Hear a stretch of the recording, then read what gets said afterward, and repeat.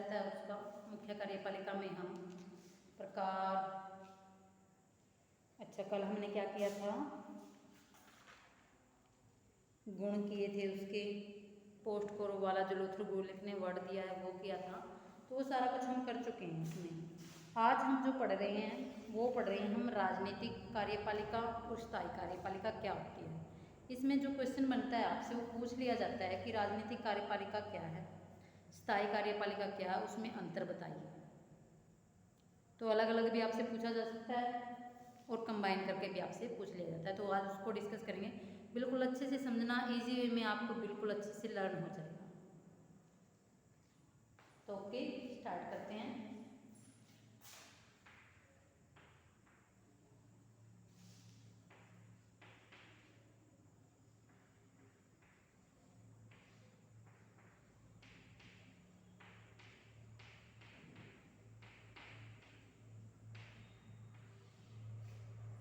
मुख्य कार्यपालिका,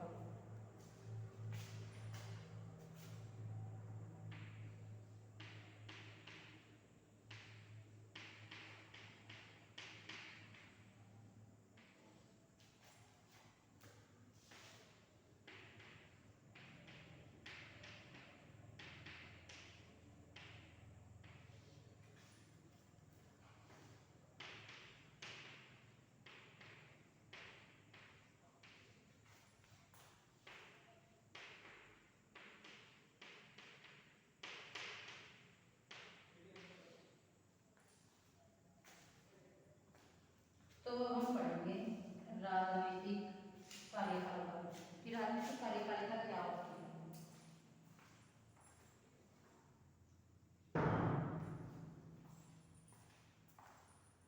तो यहाँ आपको इन दोनों में अंतर करने के लिए पूछ लिया जाता है कि राजनीतिक कार्यपालिका क्या है। तो राजनीतिक कार्यपालिका से क्या समझते हैं आप?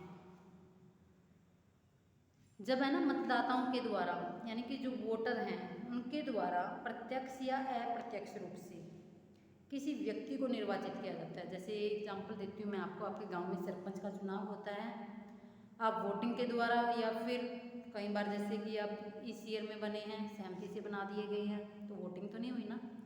तो यानी कि प्रत्यक्ष और अप्रत्यक्ष रूप से जब हम किसी व्यक्ति को किसी पद के लिए चुन लेते हैं तो वो राजनीतिक कार्यपालिका है।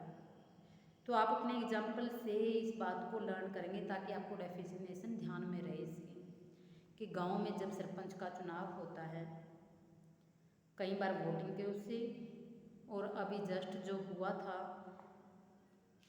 2022 के अंदर ही, तब इनको चुन लिया गया था अप्रत्यक्ष रूप से, यानी कि सहमति से। बहुत सभी गांव में ऐसा तो नहीं था, लेकिन कुछ एक गांव में सहमति से चुन लिया गया था, तो वहाँ पर फिर वो राजनीतिक कार्यपालिका के पार्ट में आ जाता है। यानी कि जब हम किसी व्यक्ति को चुनते हैं, इनका ना कार्यकाल कुछ निश्चित समय के लिए होता है, जैसे कि 5 ईयर्स के लिए। ये नहीं है कि एक बार सरपंच बन गया बस फिर बना ही रहेगा। एक बार कार्यपालिका उसका पद मिल गया कार्यपालिका में तो वो बना रहेगा। तो इनके पद है ना एक निश्चित टाइम के लिए होते हैं, और कई बार निश्चित टाइम से भी संवैधानिक में कुछ नीतियाँ, कुछ कानून ऐसे दिए गए हैं, उनके अकॉर्डिंग भी इनको हटाया जा सकता है।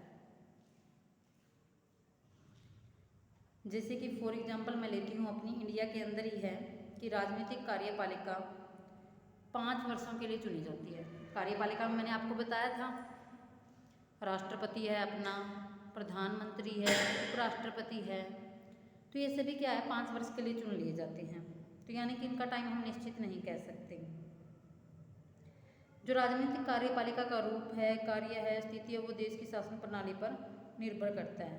अधिकांश देश है ना, जो मोस्टली देश, वहाँ पर तो इनके लिए कोई एजुकेशन का भी क्राइटेरिया नहीं रखा गया है, कितनी कोई एजुकेशन होनी चाहिए, तो कोई योग्यता, शैक्षणिक योग्यता कुछ ऐसा निश्चित नहीं किया गया है। तो वो राजनीतिक कार्यपालिका, यानी कि सरल से शब्दों में हम कह सकते हैं कि जब किसी प्रतिनिधि को प्रत्यक्ष या अप्रत्यक्ष रूप से चुना जाए और उसका एक निश्चित टाइम होता है,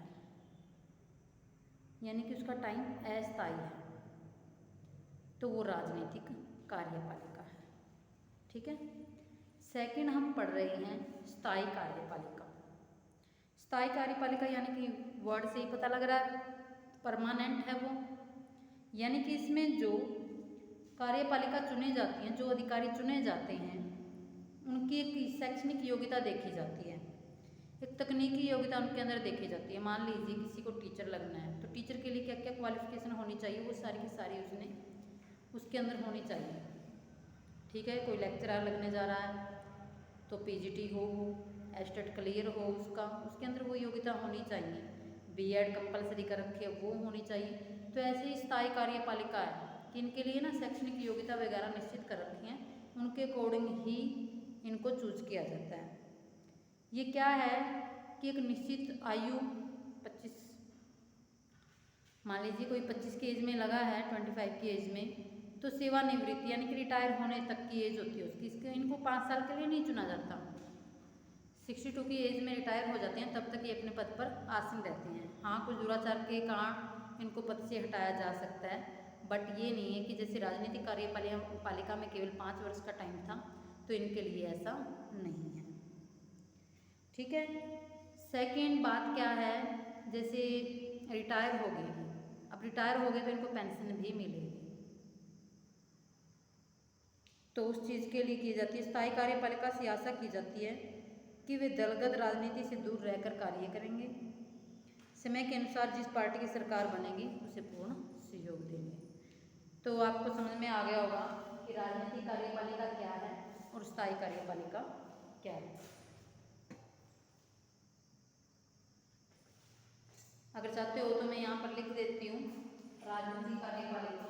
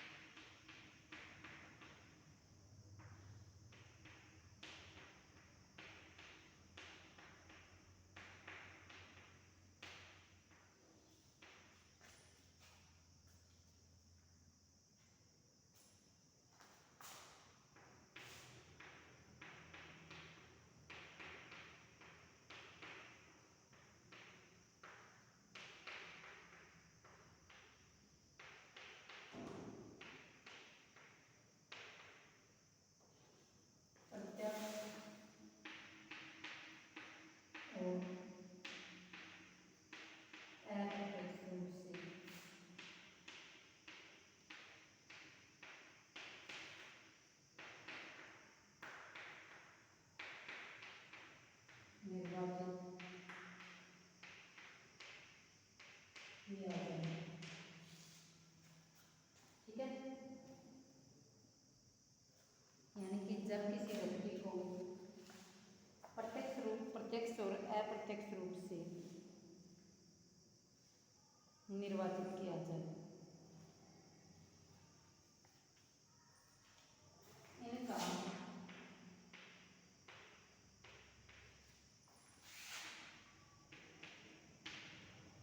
कार्यकाल कुछ समय तक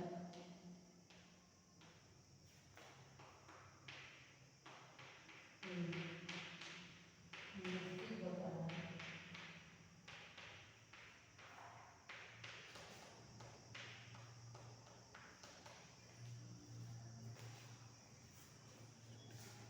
सेकंड है जो हमारा वो है स्थायी कार्यपालिका।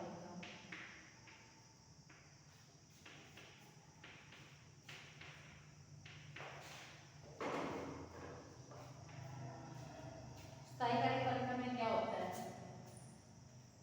कि इनके लिए ना एक निश्चित योग्यता होती है, उसके अकॉर्डिंग इनको चूज किया जाता है कि एक निश्चित शैक्षणिक योग्यता होनी चाहिए, निश्चित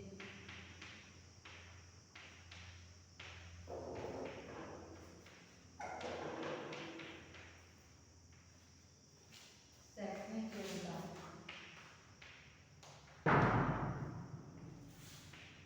होनी चाहिए।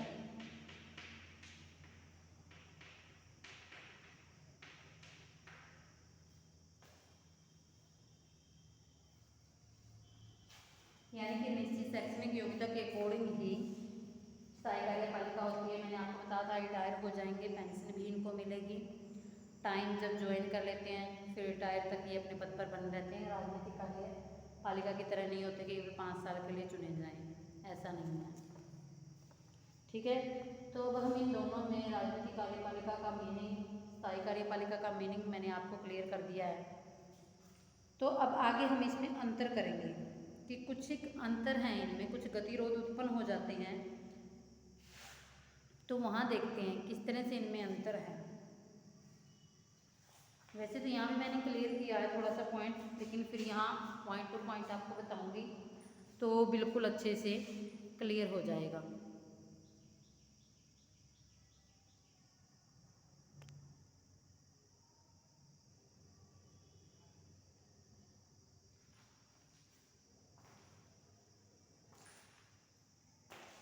ओके, अब हम इसमें अंतर को करते हैं।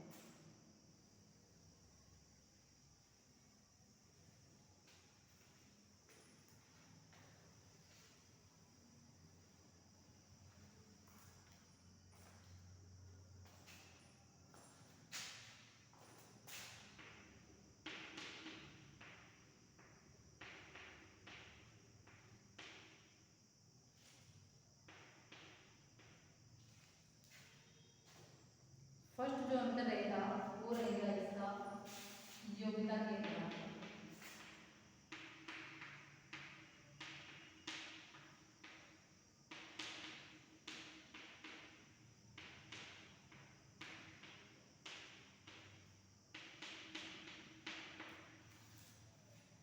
यानी कि उसमें क्या योग्यता है, राजनीतिक कार्यपालिका में योग्यता के आधार पर। तो उसमें मैंने आपको पहले भी छोटा सा पॉइंट डिस्कशन किया था कि जो राजनीतिक कार्यपालिका में कार्यकारी चुने जाते हैं उनके लिए शैक्षणिक योग्यता का कोई ऐसा एजेंडा तैयार किया ही नहीं गया है, लेकिन स्थायी कार्यपालिका में एक निश्चित योग्यता होनी चाहिए, उसके अकॉर्डिंग ही वो उसी फील्ड के लिए चूज किए जाते हैं जिस फील्ड में उसे जाना होता है, तो उसके अकॉर्डिंग ही उसको काम दिया जाता है। तो फर्स्ट अंतर तो अपना यही है।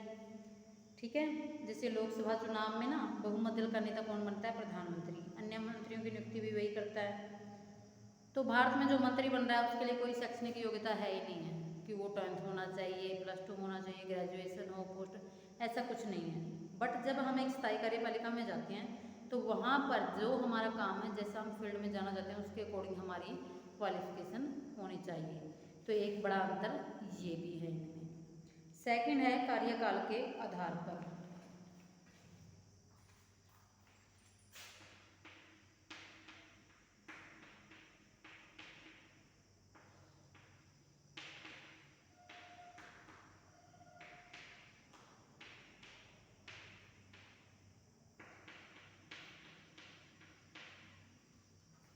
ये भी मैंने आपको बताया था, एक बार फिर से सुन लीजिए। यहाँ आप जब ये पॉइंट बनाओगे तो और ज़्यादा क्लियर हो जाएगा आपको। वहाँ मैंने सिर्फ इनके मीनिंग बताए, अब मीनिंग में भी मैंने कुछ एक अंतर साथ में आपको बता दिए हैं। तो सेकंड जो पॉइंट है वो है कार्यकाल के आधार पर, यानी कि जो राजनीतिक कार्यपालिका का कार्यकाल वो 5 साल के लिए, ओनली 5 years। ठीक है, क्योंकि प्रधानमंत्री, राष्ट्रपति ये जो चुने जाते हैं ये 5 साल के लिए चुने जाते हैं। बट स्थायी कार्यपालिका में ऐसा नहीं कि केवल 5 साल के लिए हो, इनको जिस भी एज में ये लगते हैं फिर रिटायरमेंट की एज तक ये लगे रहते हैं। तो ये कार्यकाल में इनके में एक अंतर है। स्थायी कार्यपालिका में कर्मचारी युवावस्था में प्रवेश करते हैं और सेवानिवृत्ति यानी कि रिटायर होने तक अपने पद पर बने रहते हैं। इसके विपरीत राजनीतिक कार्यपालिका में टाइम अनिश्चित होता है। इन प्रतिनिधियों को 5 वर्षों के लिए चुना जाता है और संवैधानिक विधि के द्वारा अगर ये कुछ दुराचार वगैरह करते हैं तो इनको हटाया भी जा सकता है। ठीक है, थर्ड पॉइंट है इनके कार्यों के आधार पर।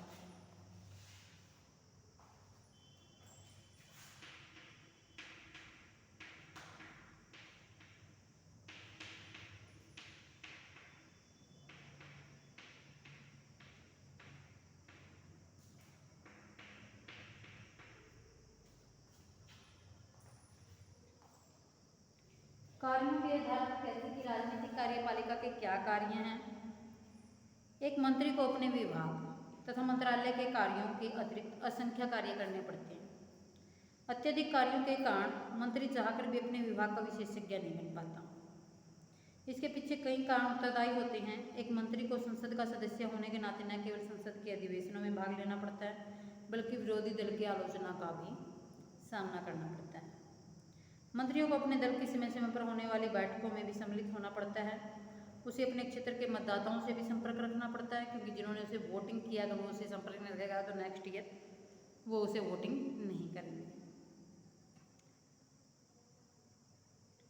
लेकिन इसमें ये ऐसा नहीं है स्थायी कार्यपालिका में कि उन्हें मतदाताओं से संपर्क करना पड़े, क्योंकि उन्हें तो एक शैक्षणिक योग्यता के अकॉर्डिंग चुना गया है।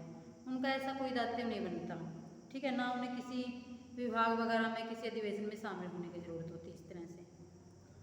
तो एक प्रकार से स्थायी कार्यपालिका है, ये इनमें एक अंतर पाए जाते हैं, ठीक है। थर्ड है, फोर्थ है उत्तरदायित्व के आधार पर।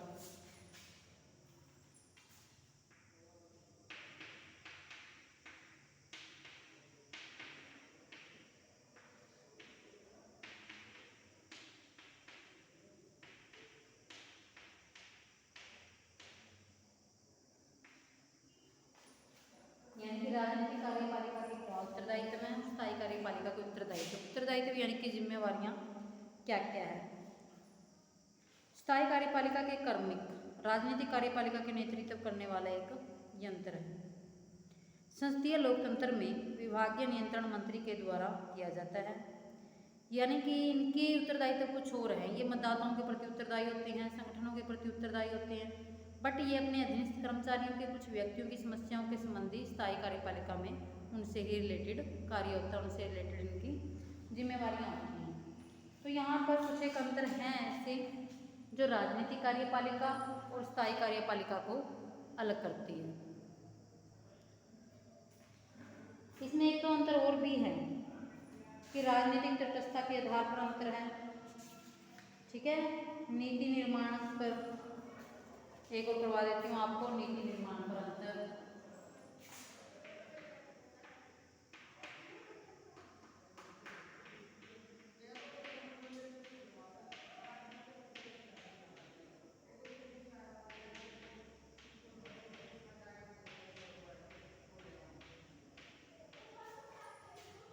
नीति निर्माण के आधार पर अंतर, यानी कि जो राजनीतिक कार्यपालिका है इसको कुछ नीतियों का निर्माण करना पड़ता है, क्योंकि लोगों ने इन्हें चूज किया होता है। तो ये मंत्री वगैरह कुछ नीतियाँ बनाती हैं, इन्हें क्रियान्वित करते हैं, ठीक है, और इन्हें लागू करने का काम स्थायी कार्यपालिका का होता है, ठीक है। एक मंत्री को एक से अधिक विभागों की जिम्मेवारी कई बार दे दी जाती है, यानी कि जो राजनीतिक कार्यपालिका है वो नीति का निर्माण करेगी और उनको लागू करवाने का काम स्थायी कार्यपालिका करेगी। तो इस प्रकार से कुछ एक ये अंतर हैं, और लगभग ऑलमोस्ट आपका ये सारा टॉपिक हो चुका है। इससे शॉर्ट, वेरी शॉर्ट जो भी क्वेश्चन आंसर बनेंगे वो नेक्स्ट वीडियो में मैं आपको करवा दूँगी।